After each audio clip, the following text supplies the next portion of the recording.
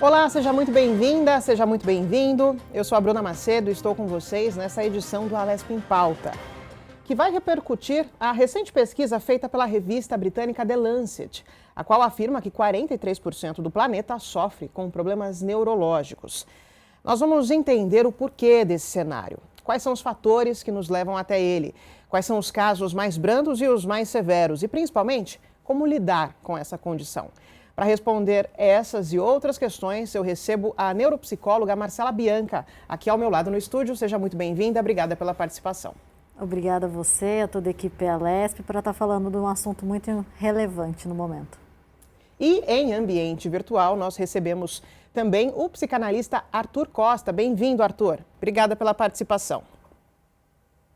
Eu que agradeço o convite. É importante falar sobre esse tema e fico muito feliz de estar com vocês aqui da Rede Alesp. Legal, vamos começar então o nosso bate-papo, começar pelo começo. Marcela, com você que está aqui ao meu lado no estúdio. O que são problemas neurológicos? Então, as doenças neurológicas mais comuns que a gente ouve, né? Normalmente é enxaqueca, a gente ouve também a respeito de AVC, o Parkinson, até mesmo a doença de Alzheimer, ou seja, são doenças do cérebro que afeta alguma região no cérebro e causa algum distúrbio neurológico. Ô Arthur, e normalmente são problemas físicos que depois podem partir para o emocional ou vice-versa? Qual é a ligação de uma coisa com a outra? Quando se fala de questões assim psicossomáticas, né, a neurociência, principalmente no final dos anos 90, começou a apontar a questão da neuroplasticidade como uma prova científica da ligação de questões de padrões mentais, de forma de pensamento, de gestão da emoção, com as questões neurológicas propriamente ditas. Então, assim, na verdade, está tudo interligado, não tem como divorciar as emoções, a memória, com as questões neurológicas. Então, está tudo interligado. Mas eu queria entender ainda, Marcela, como é que a gente sabe que está com um problema neurológico? Como é que eu sei, a gente estava conversando aqui, por exemplo, no bastidor, né? Para quem está assistindo a gente, para que fique didático. Como é que eu sei que eu tenho um problema neurológico? Primeira questão, para identificar. Pode ser uma dor de cabeça, já é um problema neurológico, por exemplo? Sim, normalmente as dores de cabeça elas estão associadas a um quadro neurológico, né?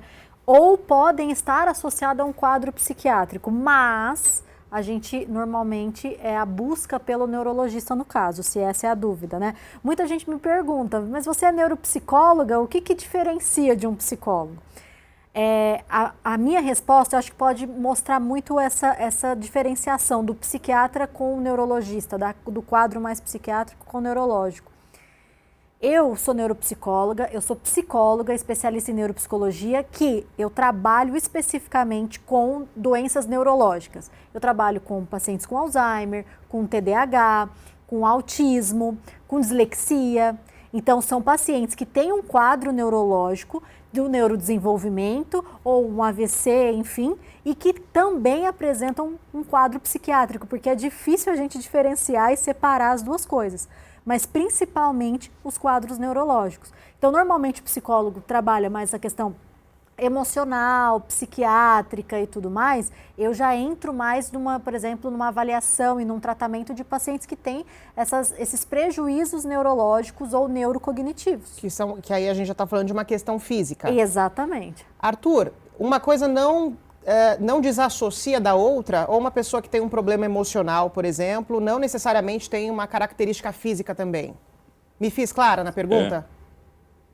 Sim, a verdade é que assim, eu pego normalmente ou o início ou o final desse processo, porque ou chega aqui no setting psicanalítico aquela pessoa já com algum tipo de laudo, que já vem já do médico, que já vem de uma equipe multidisciplinar, já laudada com alguma questão já neurológica, já sendo tratada, ou então eu pego o início da pessoa que, na verdade, não tem a menor ideia de que tem questões neurológicas e que confundem com questões emocionais. Então, normalmente, o psicanalista está normalmente nessas duas pontas. Ou ele pega já alguém já laudado, ou ele vai estar logo naquele iniciozinho ali, e na própria análise, o paciente entende de que há questões que são orgânicas e que precisam ser tratadas por outros profissionais que a psicanálise não vai tratar. A psicanálise ela trata especialmente 3 áreas, que são neuroses, psicoses e perversões. Porém, psicoses, grande parte delas estão intimamente ligadas a questões neurológicas. E aí não podem ser tratados apenas pelo psicanalista, porque vai precisar, em muitos casos, até de intervenção medicamentosa. Então, a verdade é que essa separação não é possível. Eu acredito de que quanto mais profissionais da área de saúde emocional estiverem acessíveis à população, mais fácil será identificar no início um problema neurológico grave, que muitas vezes é confundido com meras questões emocionais, e também não tratar as questões emocionais decorrentes de questões neurológicas descobertas por essa equipe, pela parte médica. Agora, muita gente também demora a receber um diagnóstico, Marcela, justamente por conta dessa variedade de possibilidades. Demora, por exemplo, a procurar o profissional que realmente, de fato, ela precisa. Como é que eu sei? Eu sou um paciente, digamos que eu estou em casa assistindo esse programa agora, como é que eu sei, de forma imediata, por exemplo, se é que isso é possível, como é que eu sei se eu tenho que consultar um psicólogo, um neurologista, um psiquiatra? Como é que eu faço para descobrir isso? Então, não existe uma resposta correta, né? Como o Arthur estava falando também, como funciona? Normalmente, você precisa entender, será que está associado a quadros emocionais, uma ansiedade, um quadro depressivo, estresse? Aí sim, buscar um psiquiatra. Agora, quadro neurológico associado também a uma enxaqueca ou até mesmo um quadro de, será que eu tenho algum transtorno do neurodesenvolvimento?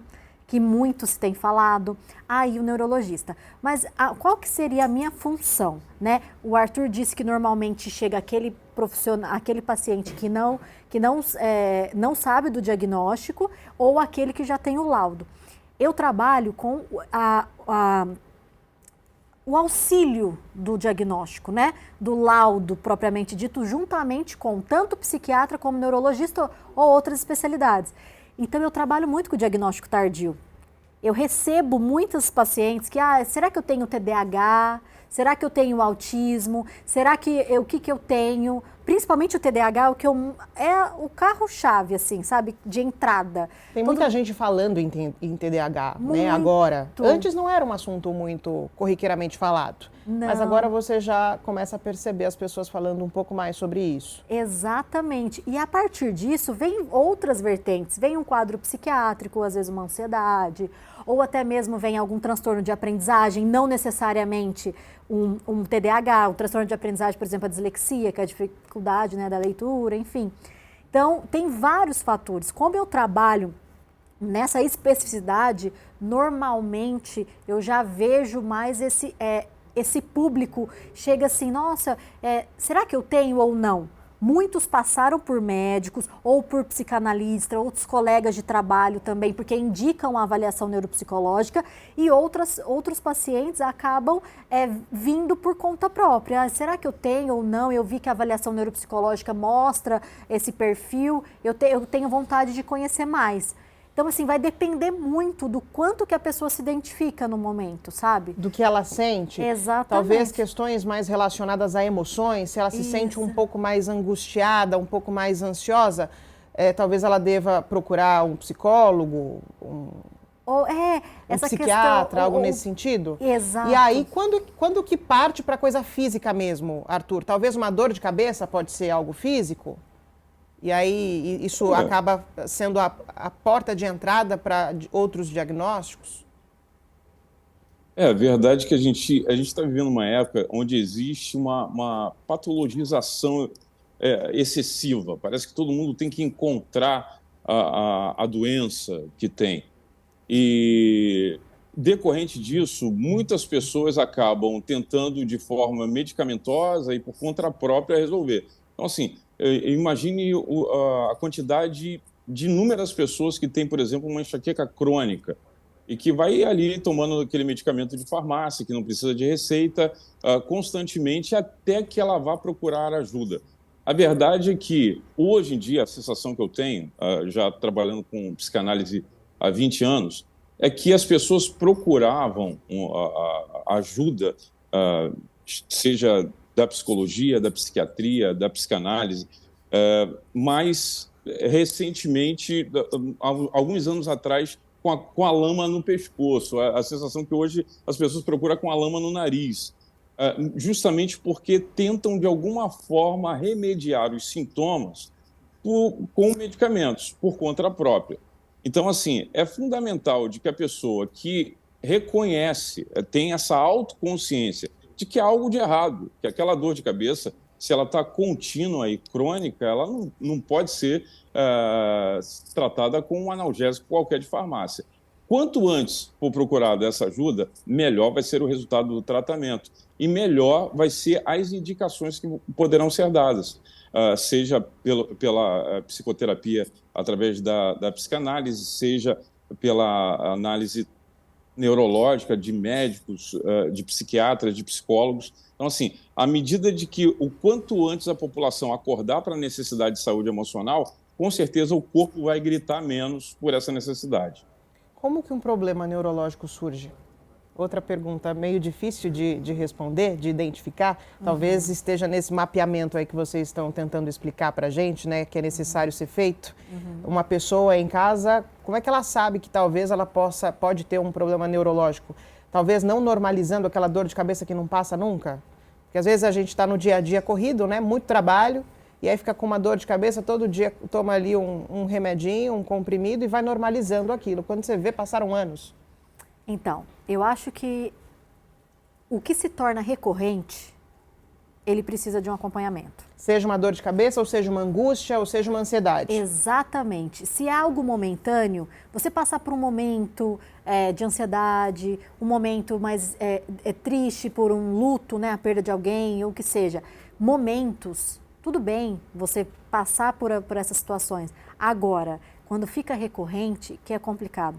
E completando um pouco o que o Arthur falou a respeito dessa questão da pessoa demorar a buscar o diagnóstico, eu acho que vai muito de encontro que as pessoas têm receio de identificarem alguma coisa, mas ao mesmo tempo elas querem se apoiar em alguma coisa.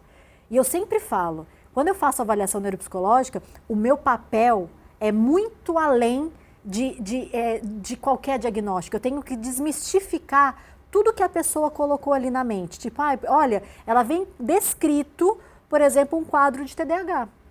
Eu falo, olha, então vamos tentar analisar mais a fundo e eu preciso olhar não só a queixa dela, mas ela, o paciente em si, como um todo.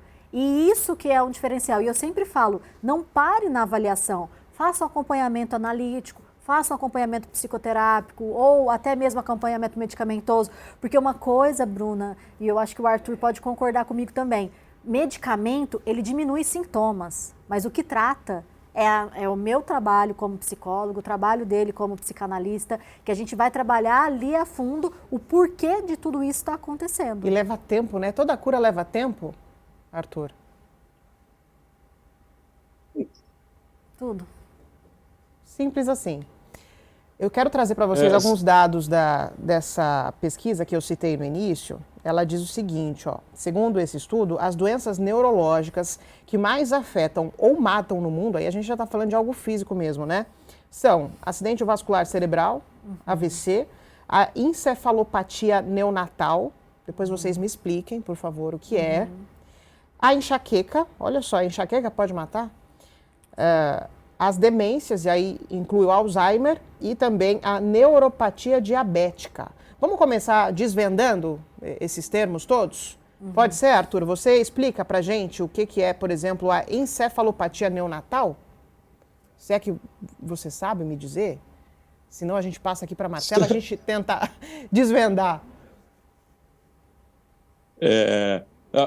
A verdade é que, assim, como eu estava concordando totalmente com a Marcela nessa questão dessa falta de descoberta, assim, essa questão diagnóstica que é típica da neuropsicologia e também da medicina é algo que as pessoas têm medo, elas têm um certo pavor de descobrir alguma coisa. Então, esse trabalho investigativo muitas vezes acaba acontecendo num setting psicanalítico, porque aqui a gente vai começando a encontrar as razões pelas quais não se encontra na memória.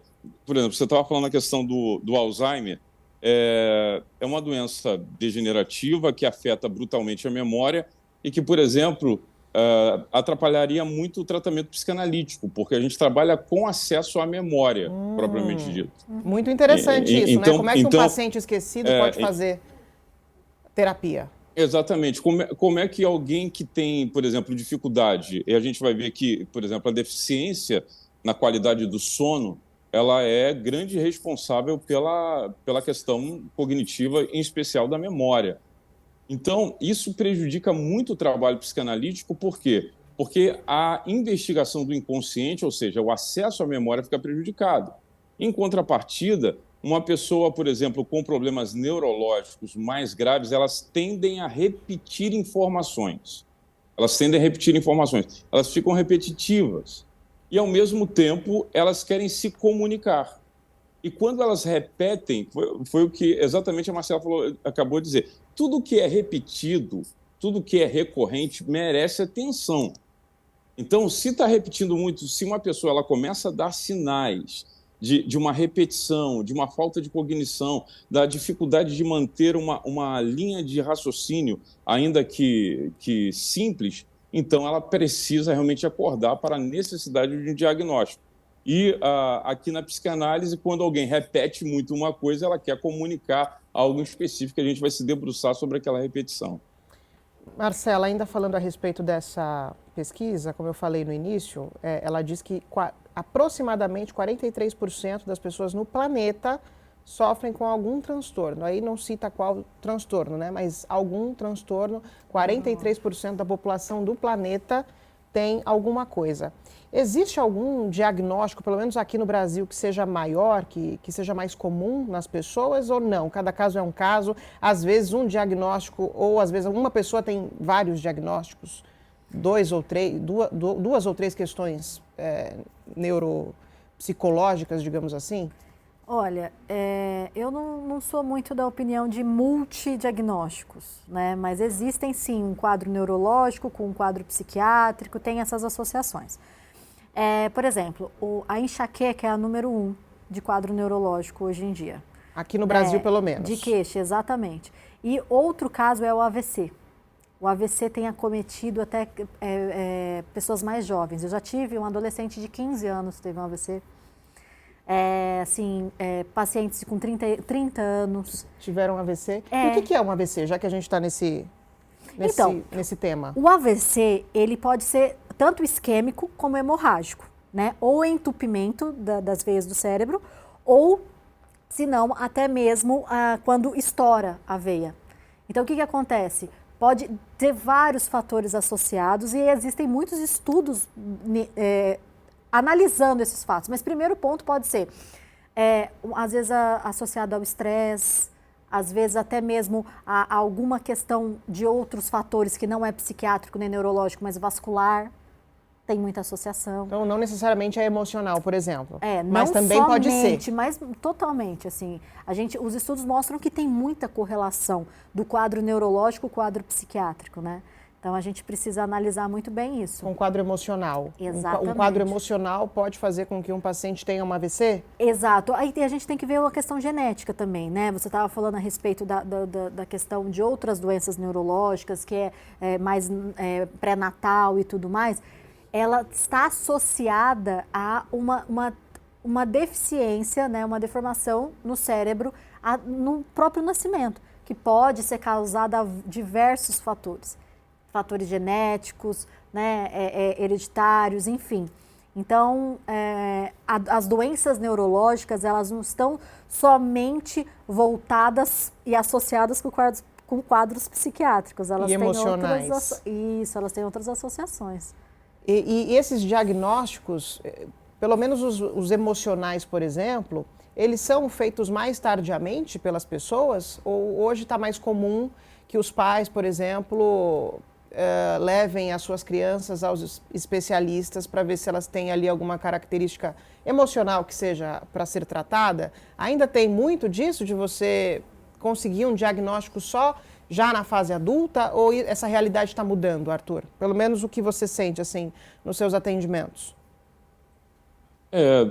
Os diagnósticos mais tardios que chegam aqui para mim, normalmente são de autismo, tem sido mais recentes diagnósticos tardios de autismo e de TDAH. TDAH, eu diria que é o que está no auge, né? O Brasil hoje ele é um alto consumidor de Ritalina, eu acho que isso já aponta para essa questão, mas a verdade é que são duas vertentes. Existem aqueles tardios, porque realmente não tinham acesso à informação. Eu acho que, por exemplo, assuntos como esse que a gente está falando hoje, na verdade, de alguns anos para cá que começaram a ser fomentados na mídia. A própria saúde emocional, a saúde do cérebro, a qualidade de sono. O que se sabia, por exemplo, há alguns anos atrás é que ele tinha que dormir 8 horas. Mas dormir 8 horas por quê? Ele tem que dormir 8 horas. Quantos ciclos de sono tem? O que impacto que tem o sono na qualidade de vida, na memória, nas questões de saúde mesmo, orgânica. Então, hoje, mediante essa conscientização e a fomentação até do que está acontecendo aqui, né, nesse programa, isso vai fazendo com que a população vá se conscientizando e aí a gente começa a ter menos tardiamente esses diagnósticos. Em contrapartida, existem, por exemplo, pais que tentam, assim, negar, faz parte, por exemplo, da psicanálise, a negação é um mecanismo de defesa, de que o filho possa ter algum problema neurológico, e ele acaba tardiamente procurando ajuda, porque ele entra naquele modo de negação, e aí, quando ele vai procurar, é porque a escola já pressionou, é porque a família pressionou, os colegas pressionaram, e aí acaba, mesmo uma criança, às vezes, já chegando a ter um diagnóstico tardio. Isso pode comprometer o desenvolvimento da criança, Marcela? Muito. E acontece normalmente porque os pais não querem acreditar, às vezes até conseguem identificar um traço ou outro, mas tem dificuldade em aceitar a condição do filho, né? Tem muita questão de vergonha da sociedade, quando na verdade não há por que ter vergonha, né? Todo mundo tem ali. A própria pesquisa do The Lancet já nos mostra que 43% da população tem alguma questão. Eu queria que você falasse um pouco o que você observa nos seus atendimentos ainda com relação a essa questão do autismo, por exemplo, ou do diagnóstico nas crianças. Olha, um fator é a negação, como o Arthur disse, sem sombra de dúvida. E outro que está menos frequente nos dias atuais, mas que já ocorreu muito, é a falta de informação.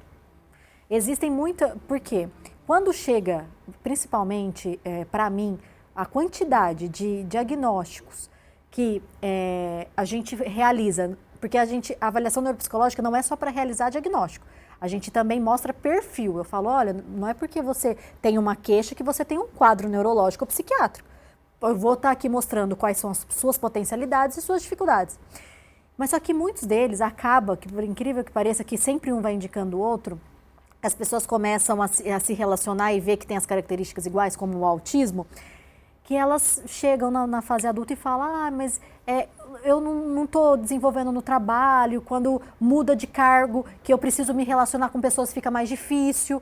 Após a pandemia, então, que as pessoas ficaram isoladas e elas tiveram essa oportunidade de manter isoladas e depois ter que voltar a trabalhar socialmente, assim, que é uma dificuldade que a gente nota nos autistas, isso foi trazendo muitos questionamentos. E o que eu vejo? Quando se fala de autismo, né, nós estamos aí em abril, que fala a respeito da conscientização do autismo, o quanto que, às vezes, tem os pais que sim, que buscam, vão fazer o tratamento, isso é ótimo, multidisciplinar, quando a criança apresenta, mas, normalmente, quando tem o diagnóstico tardio, é porque era, vamos supor, o nível 1 de assistência, ou seja, era só um prejuízo social, não tanto cognitivo, aquela criança que passava como tímida ou qualquer coisa do tipo, mas que tinham muitos... por exemplo, bullying, sofria muito bullying. das crianças à volta. Então, isso daí tudo tem um trauma. Eu falo que quando eu converso depois, né? Quando eu chego no diagnóstico do autismo adulto e eu converso depois como que foi, né? Todos falam assim, nossa, eu ainda estou digerindo, porque muita coisa está começando a fazer sentido na minha vida, né? Isso não só no autismo, mas em várias outras doenças, ou até mesmo que não tenha alguma doença, né? Um quadro mostrando só o perfil. E a gente vê a diferença. Fiquei curiosa, ouvindo você falar, com relação a essa questão do autismo. A criança que tem autismo nível 1, eu sei que tem vários níveis, Sim. né? São vários níveis. Se ela não receber o atendimento necessário com relação ao autismo, esse nível ele pode ir mudando ao longo da vida da criança? Você vai me responder daqui a pouco. A gente vai fazer um intervalinho. Voltamos já já. Voltamos para esse segundo bloco de entrevistas. Hoje o Alesp em Pauta fala a respeito de problemas neurológicos no bloco anterior. No finalzinho do bloco anterior eu fiz uma pergunta para a Marcela, que está aqui ao meu lado, que está conversando comigo. Marcela, eu te perguntei, e aí agora você fica à vontade para me responder, temos tempo, se com relação ao autismo, por exemplo, né, o diagnóstico, quando uma criança, por exemplo, recebe esse diagnóstico, se ela não receber a atenção, os cuidados necessários, se ela não for desenvolvida em relação ao autismo, o nível do autismo ele pode ser elevado ao longo da vida da criança, ou o autismo grau 1, por exemplo, permanece sempre grau 1, o grau 2 sempre grau 2? Se é que eu me fiz clara na pergunta. Quando a gente fala de nível, né, é o quanto de assistência que aquela criança ou aquele adulto, adolescente precisa. Então isso varia muito. Claro que a gente não pode falar que há uma discrepância entre o que é um grau 3, que tem bastante assistência, necessita de bastante assistência, para um grau 1, que é uma menor assistência. Mas a gente tem que analisar que, sim, quando se tem um tratamento, com certeza existem uma forma de lidar melhor com as situações comportamentais e emocionais pela criança e até mesmo pelo adulto, muito mais fácil, né? Então, assim, o que a gente observa normalmente quando não se tem o diagnóstico, como a gente estava falando anteriormente?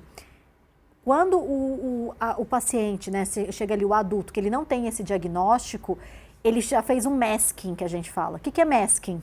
O masking é quando normalmente a gente está ali olhando, a gente aprende alguns comportamentos. E você pode observar que as mulheres, é mais difícil para ter diagnóstico do que nos homens, do autismo, por causa que as mulheres fazem muito melhor o masking. Exatamente. Vamos falar sobre isso. Como assim? As mulheres fingem mais? Eu não entendi. Você quer dar um exemplo, Arthur? Vai, Arthur. Eu não vou dizer que as mulheres fingem mais. Não. Mas, assim, a impressão que eu tenho, às vezes, é que as mulheres, elas realmente conseguem disfarçar mais. Isso. Não é questão de então fingir, não é sabe? fingimento, não é tá? mentir. É disfarce, Mas é isso. Exatamente. Elas conseguem disfarçar mais determinados sintomas, características.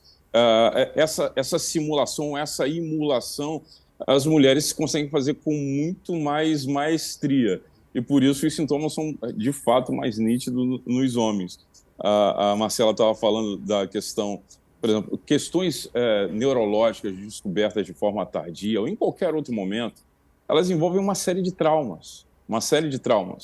Que normalmente na psicanálise a gente vai tratar. Porque se a psicanálise não trata a questão neurológica propriamente dita, ela vai tratar os traumas que a descoberta ou que o próprio preconceito que envolve essas questões, por exemplo, uma criança, um sujeito autista de qualquer idade, ele tem uma série de traumas infantis, justamente pelo preconceito, justamente porque não foi oferecido a ele o apoio que ele precisava em determinado momento. E, por incrível que pareça, a quantidade de mulheres com diagnóstico tardio de autismo é infinitamente maior, que chegam aqui para mim na clínica, justamente por essa capacidade feminina de conseguir aí disfarçar os sintomas com mais maestria. Nossa, mas agora eu estou curiosíssima em saber o porquê que as mulheres disfarçam mais esses sintomas, digamos assim. Então, você tem, de um lado, homens com sintomas que são mais perceptíveis, mas mulheres com um número maior de diagnósticos, é isso, Arthur? Se é que você me entendeu, se eu me fiz clara na pergunta? Eu entendi. A verdade é que, por exemplo, a gente tem, pelo menos chega para mim aqui, eu não sei se a gente tem um dado desse, mas chega para mim, por exemplo, mais mulheres com diagnósticos tardios do que homens, justamente porque elas conseguiram, de alguma forma, maquiar esses sintomas durante muito mais tempo. E, consequentemente, isso fez com que o diagnóstico ficasse mais tardio. Em contrapartida, eu diria que a mulher ela é literalmente mais sofisticada na sua própria forma de lidar com as suas questões neurológicas e emocionais. E, consequentemente, essa sua sofisticação faz com que ela, de forma mais apurada, consiga aí disfarçar esses sintomas e fazendo com que o diagnóstico seja maior. Você encontra muitos diagnósticos, mas na minha percepção aqui, os diagnósticos tardios aqui, eu diria que 70% dos que chegam aqui com diagnóstico tardio de autismo são mulheres. Nossa. Eu posso complementar? Claro. Normalmente o autismo ele é prevalente muito mais no sexo masculino. Isso é bem maior. Uhum. Mas o que eu acredito que aconteça é que as mulheres estão mais à busca de tratamento. Eu acho que é por isso que ele tem essa visão. Mas sim, as mulheres elas têm muito mais a sofisticação, mesmo como ele mesmo disse, de ter comportamentos mais adequados e socialmente aceitos do que os homens autistas, que vou ser assim mesmo e tudo bem. Então, por isso que a gente fala que o masking é diferente. Então, quando eu faço uma avaliação neuropsicológica em mulher, é muito mais delicado a gente achar o autismo ali.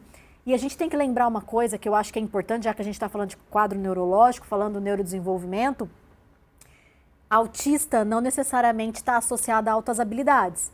E altas habilidades também não está associado somente ao autismo. Tem pessoas com altas habilidades que não são autistas, mas que têm prejuízos sociais. Então, isso que vai diferindo muito mais. Então, assim, é preciso ter um toque muito, um olhar muito minucioso, aguçado. Para ver exatamente, porque elas andam muito junto, altas habilidades com o autismo, mas não é exclusivo. Tem muita gente que chega tem altas habilidades, mas que não são autistas, mesmo e o contrário apresentando. Também? E o contrário Sim, também? Tem muitos autistas que não têm altas habilidades. Exatamente. Então, a gente tem que olhar muito para esse lado. Então, por isso que o diagnóstico mais diretivo, ele consegue um tratamento muito mais assertivo, né? E não dá pra gente, não tem uma receita de bolo, assim, que você fale, poxa, essa pessoa é autista muito rapidamente. Não existe. É um trabalho realmente um pouco mais demorado, um pouco mais aguçado. Não tem como uma pessoa que está assistindo a gente agora em casa parar para pensar, poxa, será que eu tenho esse sintoma? 5 sintomas ali reunidos, não dá para decretar que a pessoa é autista, por exemplo? Não, tem 5 sintomas que são mais comuns. Então, que a gente observa, mas lembrando que o espectro é muito amplo. E não é porque muita gente fala assim, mas como que ele é autista se ele não teve atraso no desenvolvimento? Que é demorar para andar, demorar para falar. Tem gente que Pisa não diferente, isso. Parece, né? Também tem uma questão quando é bebê. Exatamente. Normalmente, o que observa? Andar na ponta dos pés. Vamos então para os 5 sintomas mais comuns, que não necessariamente podem dar ali o diagnóstico, Exato. Né? Deixando isso então, claro. Pode ser assim, ele pode tanto ter o atraso para andar, não andar com 1 ano e 2 meses no máximo, que a gente observa, mas mais tardiamente, andar na ponta dos pés, que é essa parte motora que a gente está falando. Essa questão do atraso da linguagem é observado em algumas crianças com maior prejuízo, outras não também. A questão da socialização. Então, da socialização a gente entra no contato visual. Tem crianças que não fazem esse contato visual, não gostam muito do abraço, do contato físico mesmo, que a gente observa. Né? Temos também a respeito da parte cognitiva, né? quando tem as crianças ou os adultos que precisam de maior apoio, que é o nível 3 que a gente fala, tem mais prejuízo cognitivo, mas tem outros que têm um prejuízo muito acentuado também. E a gente também nota uma questão associada ao comportamento.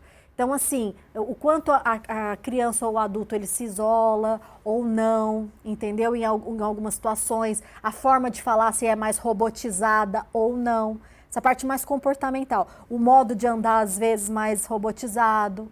Mas, como eu disse, às vezes chega na fase adulta, já aprendeu o comportamento. Ou, às vezes, já sofreu um bullying, alguém já Por falou conta daquela dele. característica, e aí a pessoa deu um jeito de mudar, de repente. Isso. Ou Mas deixar menos visível. uma palavra que eu ouço, que é muito comum, sempre me achei esquisito ou esquisita. Então, se você internaliza essa palavra, pode buscar uma ajuda, porque algo, não necessariamente somente o autismo, claro, mas algo tem. Então, para a gente completar aqui o nosso raciocínio, o Arthur, a gente falou um pouquinho a respeito do AVC, a gente falou um pouquinho a respeito do autismo, né? Eu queria entrar agora um pouco na questão do TDAH. O que é o TDAH, Arthur, para a gente diferenciar? A verdade é que esse déficit de atenção e hiperatividade, como se popularizou, ele tem realmente se popularizado de uma forma muito intensa, mas, assim, uma coisa que eu quero deixar bem clara a respeito do TDAH é que a inteligência artificial, que hoje oferece perigo a quase tudo, ela tem tentado manualizar as coisas. Quando a gente começa a falar assim, 5 coisas que, né, a gente vai criando ali características e tentando manualizar. É importante deixar bem claro que esse tipo de transtorno de hiperatividade e de ter realmente essa dificuldade de atenção em determinadas coisas, ela pode estar ligada a uma série de outras coisas. Antes da pessoa se autodiagnosticar com o TDAH, ela precisa considerar tempo de tela que ela tem, qualidade de sono que ela tem, o tempo que ela está dormindo. Então, assim, existe uma forma muito prematura de se chegar, muitas vezes, a essa conclusão, ou a ideação, por exemplo, do TDAH. O TDAH é real, é de fato um transtorno que precisa ser identificado. Quanto antes identificado, melhor vai ser o tratamento. Porém, há, dentro desse ambiente virtual, uma procura excessiva dessa manualização, ou seja, deixa eu lá ver as características. Poxa, me encaixo nessas características aqui, provavelmente eu tenho isso. Bom, é muito importante procurar um profissional, muito importante procurar um profissional. Antes de tentar se autodiagnosticar com qualquer coisa que seja pela internet, procurar informação na internet, óbvio, todo mundo vai fazer. Só que, assim como não é saudável, por exemplo, eu vou ter um paciente, por exemplo, com uma neurose hipocondríaca, que ele vai pegar o exame de sangue dele e ele vai para o Google pesquisar lá, ponta por ponto daquilo ali, o que não é saudável. Então, procurar um neuropsicólogo, procurar um médico que possa fazer realmente a avaliação correta, vai fazer com que o TDAH, que hoje está tão no auge, possa ser corretamente diagnosticado. Eu diria que hoje, assim como existem muitos diagnósticos corretos de TDAH, infelizmente também existem vários diagnósticos errados de TDAH, porque é nítida e notória uma rotina muito tóxica que dá essa falsa sensação dessa desatenção e dessa hiperatividade. Me parece que as pessoas querem uma resposta imediata para tudo, né, Marcela?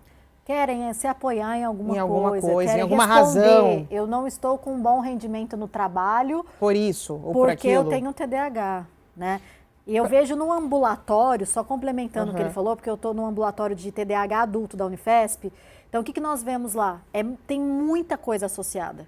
Então, é muito quadro psiquiátrico, é muito estresse, é muita ansiedade, é muitas coisas envolvidas que tudo acaba se assemelhando a um TDAH.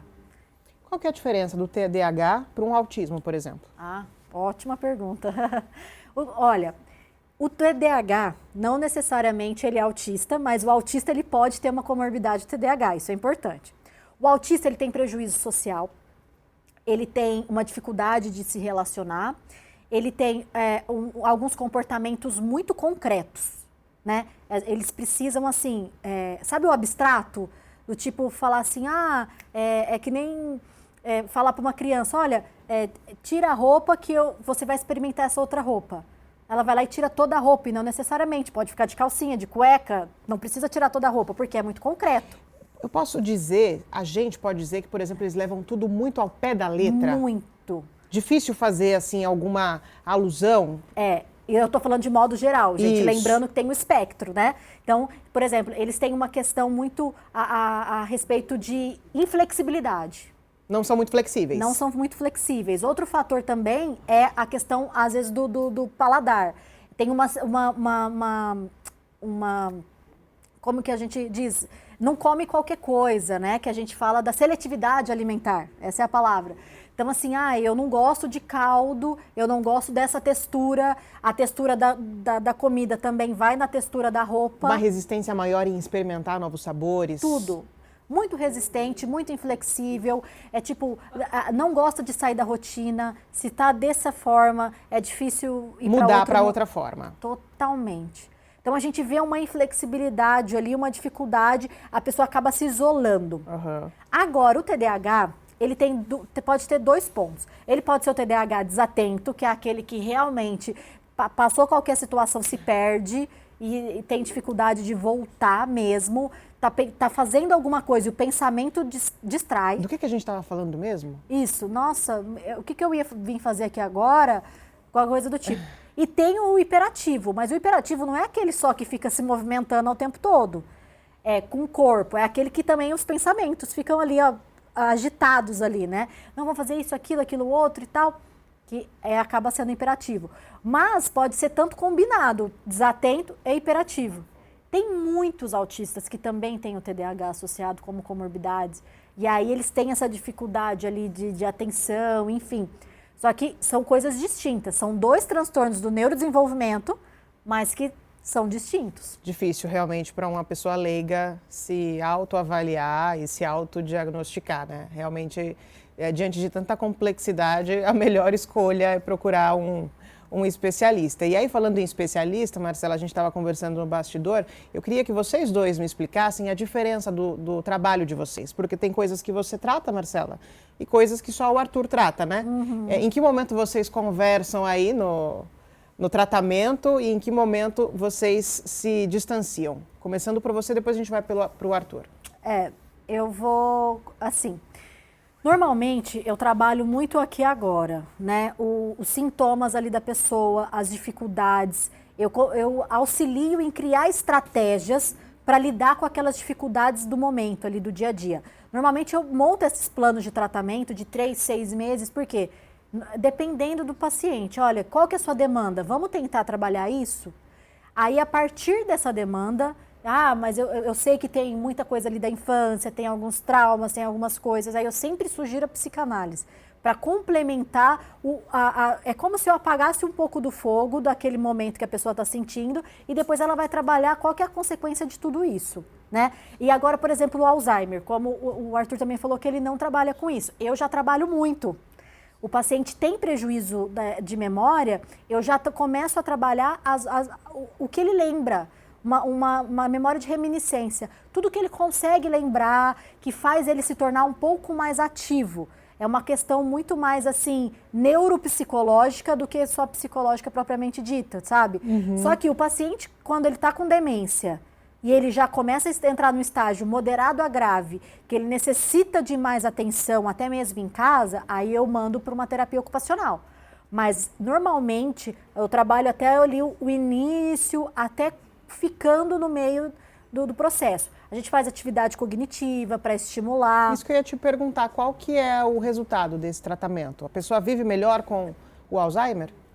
Ela fica mais funcional. A gente trabalha mais a autonomia dela, mais funcionalidade, porque normalmente os familiares querem fazer por ele. Eu falo, não, faça com ele. Então, se quer ir ao supermercado, leve junto, pergunte, ajude a fazer a lista, ajude a separar os medicamentos. As tarefas em casa. Tudo, o que for possível. A gente tem que deixar o paciente o mais autônomo possível. A gente sabe que é uma doença degenerativa, que tem um declínio, mas pelo menos a gente faz com que o declínio não seja tão radical. E tão rápido, o tratamento talvez dê essa possibilidade de deixar um pouco mais tarde esse avanço? Exatamente. Então, muitos pacientes, por exemplo, o autista, às vezes, que nem ele falou que tem muitas mulheres, eu tenho muitos homens da clínica, porque eles falam assim, eu já tentei muitos processos e não consegui.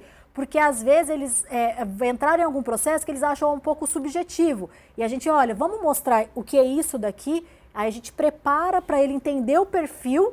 E agora fala assim, não, vamos para a psicanálise então, sabe? Eu vou abrir um parênteses, porque a Marcela voltou nessa questão que eu achei super curiosa, que a mulher talvez tenha essa perspicácia maior, ou enfim, tenha essa curiosidade em ter o diagnóstico, essa sofisticação, né, palavra que o Arthur usou, achei interessante isso. Talvez isso esteja diretamente ligado também a...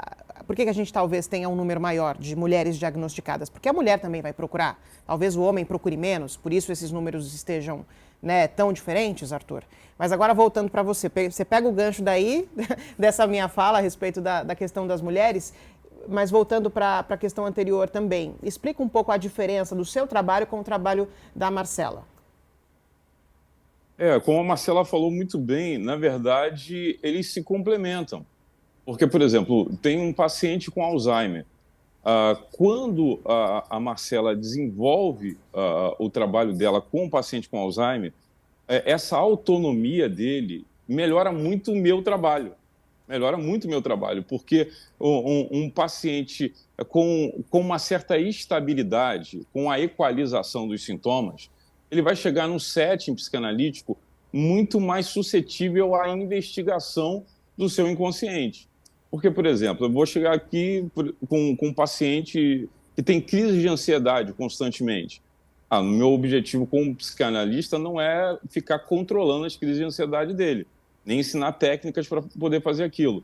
O meu objetivo como psicanalista é encontrar os gatilhos que disparam aquela ansiedade, que podem estar num passado recente, num passado distante, ou até mesmo no presente. Então, a psicanálise ela tem uma proposta mais investigativa mesmo. Então, ela vai se debruçar sobre as causas que dispararam aqueles sintomas. Só que quando o paciente ele não consegue encontrar essa equalização, essa estabilização dos sintomas, ele vai ter dificuldade de ter a chance de investigar, de mergulhar no inconsciente para trazer esse assunto. Então, assim como a psicologia, a neuropsicologia, ela vai se debruçar em cima do sintoma e estabilizar o paciente, a psicanálise vai pegar esse paciente já estabilizado ou previamente estabilizado e aí, então, vai se aprofundar para que ele possa encontrar as raízes daquele problema. Ele possa encontrar as raízes das suas fobias, das suas neuroses, por exemplo. Quando a gente fala, por exemplo, de paciente com autismo, a quantidade de neuroses que um autista cria é muito grande. Até mesmo porque, por exemplo, uma das características, eu acho que até ela mencionou, que é o hiperfoco, que é típico do autismo, faz muitas vezes alguns deles acharem que são hiperinteligentes, que têm uma inteligência, e de fato alguns têm, e outros não, e desenvolverem habilidades incríveis, justamente porque criaram um hiperfoco sobre uma coisa. E às vezes eles chegam na psicanálise com um desejo assim, peraí, eu quero diluir esse hiperfoco, eu quero de alguma maneira focar em outras coisas, eu sou muito bom nisso aqui. Agora, por que eu não consigo ser bom em outras coisas? Então, a psicanálise ela trabalha muito com essa autognose. E esse conhecimento, esse autoconhecimento que protege, por exemplo, o sujeito que tem um problema neurológico do bullying, ele vai depender muito do conhecimento que a neuropsicologia, por exemplo, vai poder fornecer para ele. Se é que a gente pode simplificar um pouco isso, talvez a gente esteja aqui diante do tratamento e do diagnóstico da razão, mais ou menos isso? Depende, porque eu trabalho muito com o diagnóstico mais neurológico, neuropsicológico, entendeu? Ele vai saber a fonte, de onde vem tudo isso. Mas, assim, na hora de nomear, é comigo, né, Arthur? Exatamente. Na hora de nome, por exemplo, psicanalista não dá laudo, Exato. psicanalista não dá diagnóstico. Ele não trabalha com laudo nem com diagnóstico. No entanto, eu venho, por exemplo, com um paciente com hipocondria. Tá? Vamos descobrir o porquê que você tem tanto medo de doença. E aí a gente vai investigar, por exemplo, sonhos. Os sonhos são, a psicanálise entende como um material, como um vulcão que está jogando conteúdo inconsciente para fora. A gente vai, eu estou do lado do meu divã aqui, a gente vai conduzir o paciente ao divã e aí ele vai fazer a sua catarse, a sua associação livre e falar livremente, trazendo conteúdo inconsciente para que ele possa encontrar o que disparou aquilo. Por que eu tenho medo de altura? Na neuropsicologia vai saber tratar, desenvolver a pessoa cognitivamente para poder lutar contra aquilo. E aqui a gente vai descobrir o porquê que aquela pessoa tem aquele medo de altura e ali ressignificar a raiz. Então eu diria de que a gente trabalha em conjunto porque um está tratando o sintoma justamente para que, com o sintoma tratado, o paciente possa acessar as suas memórias com qualidade. E aqui eu trabalho justamente para poder fazer com que o paciente tenha a autoconsciência de que muitas vezes ele precisa de ajuda profissional, de múltiplos profissionais, para que ele possa ter sucesso naquilo que ele se propõe com a queixa original que ele chega aqui. Bom, assunto não falta, né? A gente poderia passar o dia inteiro falando a respeito dessas questões neurológicas, mas a gente tem tempo, está chegando ao fim. Para a gente encerrar, para concluir esse raciocínio, eu queria que vocês me dissessem um pouquinho se existe alguma possibilidade de evitar problemas neurológicos, ou normalmente a pessoa já nasce com uma questão neurológica, isso, enfim. O que vocês têm a me dizer sobre isso? Deve ser muita coisa também, né? Mas vamos tentar simplificar por conta do nosso tempo. Olha, a gente tem fatores de risco e fatores de proteção, né? Então vamos falar dos fatores de proteção. A questão da genética não tem como a gente mudar, mas vamos falar o que é plausível. A qualidade do sono, a alimentação, atividade física, a questão da socialização é tão importante quanto, as pessoas não imaginam quanto. E até mesmo aprender algo novo, estimular a parte cognitiva, enfim. Parece um clichê, mas é importante a questão do equilíbrio. Tudo que é um excesso, eu falo que o nosso cérebro funciona que nem uma rede de circuito elétrico. O que alta voltagem vai dar problema, baixa voltagem também dá. Então, e como eu estudo muito envelhecimento e sei muito essa questão da demência, a gente vê o quanto que precisa principalmente olhar para a saúde mental, porque ela é o maior impacto para os casos de doenças neurológicas e como as demências também. Arthur, suas considerações. Com certeza podem ser prevenidas, sim, existem múltiplas formas e como a Marcela falou muito bem, pode parecer clichê, mas a verdade é que as pessoas não fazem. Todo mundo sabe que precisa de atividade física, todo mundo sabe que precisa de uma boa alimentação, todo mundo sabe que a rotina, a socialização, a espiritualidade, hoje várias universidades mundiais já falam sobre o impacto da questão da espiritualidade na saúde mental e na saúde emocional. Então, assim, existe uma gama de fatores que merecem a nossa atenção, Eu acredito que a população mundial ela começou a acordar para essa necessidade. Eu acho que, de alguma forma, nos próximos anos, a gente espera ver aí um refrear desse colapso. A gente vê uma pesquisa dessa de 43%, é muita gente. Então, a gente espera, como profissional, poder participar do refrear desses danos neurológicos e, sim, é possível, com uma série de questões e de um cuidado próprio, de um autocuidado, se prevenir contra questões neurológicas, obviamente, com exceção de questões genéticas. Gente, muito obrigada pela participação dos dois, foi muito enriquecedor. Eu poderia ficar aqui o dia inteiro conversando com vocês. Tirei várias dúvidas, esclareci várias questões e eu espero que tenha sido muito proveitoso também para você que nos acompanhou até aqui. Espero também que você possa fazer as melhores escolhas para viver bem com saúde, tá? Eu fico por aqui, agradeço a participação dos dois e para você que nos acompanhou, eu te espero numa próxima oportunidade. Tchau, tchau.